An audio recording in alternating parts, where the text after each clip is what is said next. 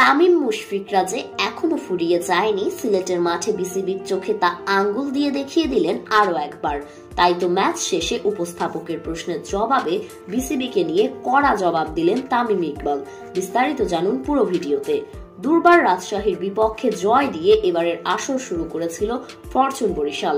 তবে পরের ম্যাচে রংপুর রাইডার্সের বিপক্ষে হারে তামিম ইকবালের দল।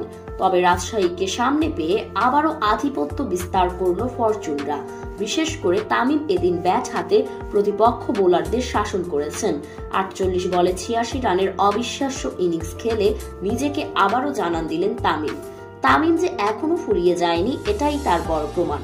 এদিকে ম্যাচ শেষে উপস্থাপকের প্রশ্নে নিজের ফর্মে ফিরে আসা নিয়ে কথা বলেন তামিম বলেন, ফর্মে ফিরে আসাটা কখনো বয়স লাগে না, কারণ রিয়াদ ভাই মুশফিকরা যে বয়সে এসে ভালো খেলে যাচ্ছে সেটা রীতিমতো বিসিবি বোর্ড প্রধানদের কাছে স্মরণীয় হয়ে থাকার কথা। আমি বিসিবির উদ্দেশ্যে বলতে চাই, বয়সটাকে কখনো বিবেচনা না করে পারফরমেন্সটা হিসাব করে দলে জায়গা দেওয়া দরকার।